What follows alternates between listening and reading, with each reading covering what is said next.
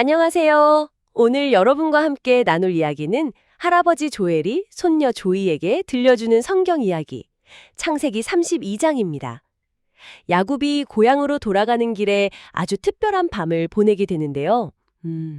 과연 어떤 일이 있었는지 할아버지의 목소리로 먼저 들어보겠습니다. 조이야, 드디어 야곱이 외삼촌 라반의 집을 떠나 고향으로 돌아오고 있단다. 그런데 야곱의 마음은 콩닥콩닥 두려움으로 가득 찼어. 왜냐하면 형 에서가 생각났기 때문이야. 옛날에 형을 속이고 도망쳤던 일이 마음에 걸렸던 거지. 야곱은 먼저 형에게 선물을 잔뜩 실은 사람들을 보냈어. 형의 마음이 조금이라도 풀렸으면 하고 바라면서 말이야. 그렇게 모든 가족과 양떼, 소떼를 강 건너편으로 보낸 뒤 야곱은 캄캄한 야복강가에 홀로 남았단다. 바로 그때였어. 갑자기 어떤 사람이 나타나 야곱에게 씨름을 걸어오는 게 아니겠니? 야곱도 지지 않고 그를 힘껏 붙잡았지. 두 사람은 밤새도록 엎치락 뒤치락하며 씨름을 했어. 아무도 쉽게 이기지 못했지. 날이 밝아오자 그 사람이 말했어. 이제 그만 나를 놓아다오. 하지만 야곱은 숨을 헐떡이며 대답했지.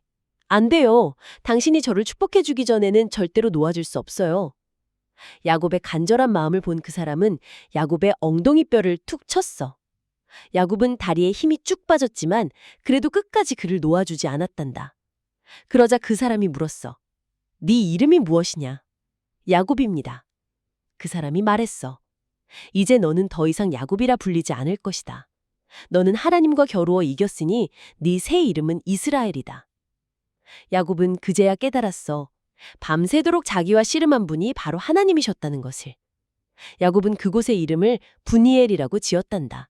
내가 하나님의 얼굴을 직접 보고도 살아남았다는 뜻이야. 아침 해가 떠오를 때 야곱은 다리를 절뚝거리며 걸었지만 그의 얼굴은 이제 두려움이 아닌 희망으로 빛나고 있었단다. 와, 정말 하룻밤 사이에 야곱에게 엄청난 일이 일어났네요. 아니, 하나님의 군대를 보고도 형이 무서워서 벌벌 떠는 모습이 눈에 선해요. 네, 맞아요. 여기서 우리가 첫 번째로 주목할 점이 바로 그거죠. 야곱은 마하나임, 그러니까 하나님의 군대를 보고 잠깐 안심하는 듯 했지만 형이 400명을 이끌고 온다는 소식을 듣자마자 바로 두려움에 빠져요. 아, 400명이요? 네. 그래서 자기 나름대로 재산을 둘로 나누는 치밀한 계획을 세우면서도 또 한편으로는 하나님께 살려달라고 간절히 기도하는 거죠. 아하. 아주 인간적인 모습이에요. 계획은 계획대로 세우고 기도는 기도대로 하는 거군요. 그러다 결국 약복강가에 홀로 남게 되잖아요. 와, 캄캄한 밤에 얼마나 외롭고 무서웠을까요? 바로 그 지점이 두 번째 관찰 포인트입니다.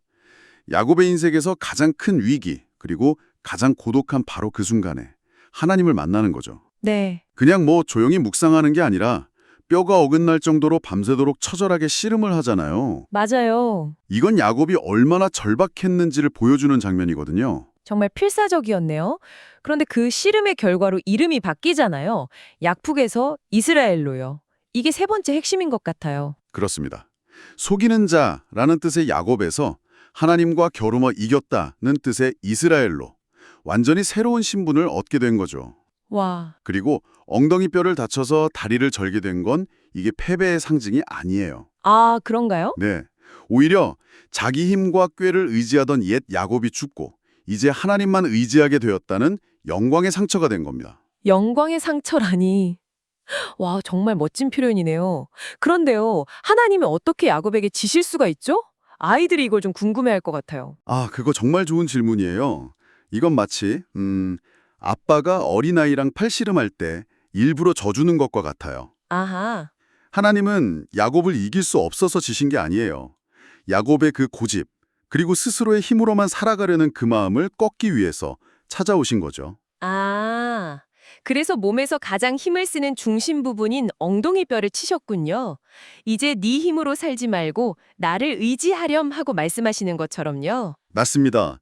이스라엘이라는 이름의 뜻에도 하나님이 다스리신다는 의미가 있거든요. 아, 정말요? 네, 평생 형의 발 뒤꿈치를 잡고 복을 빼앗으려 했던 야곱이 이제는 하나님을 직접 붙잡고 복을 받는 사람으로 변화한 놀라운 순간인 거죠.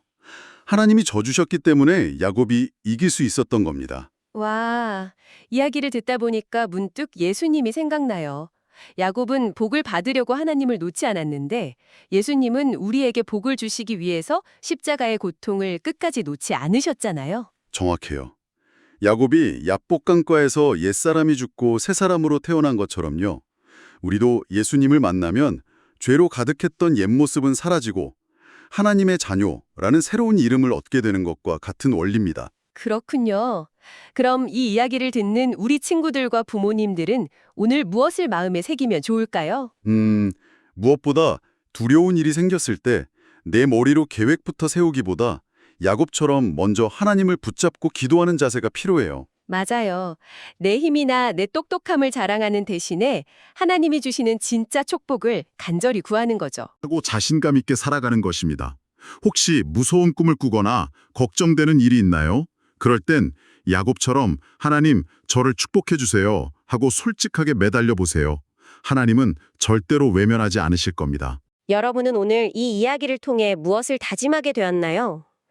각자의 결심을 마음에 새기면서 다 함께 오늘의 기도를 드리겠습니다. 사랑의 하나님 아버지, 야곱이 두려움 속에서 하나님을 만나고 새 이름을 얻은 것처럼 저도 하나님을 깊이 만나고 싶어요. 제 힘과 생각으로 문제를 해결하려 했던 모습을 용서해 주세요. 이제부터는 어떤 어려움이 와도 하나님을 가장 먼저 찾고 하나님만 끝까지 붙잡는 믿음을 주세요. 하나님의 자녀라는 귀한 이름을 주셨으니 세상 속에서 당당하고 용감하게 살아가도록 지켜주세요. 저의 영원한 축복이 되시는 예수님의 이름으로 기도합니다. 아멘. 이제 다리를 절게 된 야곱, 아니 이스라엘이 드디어 형 에서를 만나게 됩니다. 400명의 군사를 이끌고 오는 형을 보고 야곱은 과연 어떻게 했을까요? 다음 시간에 그 감동적인 이야기를 계속 나누어 보겠습니다.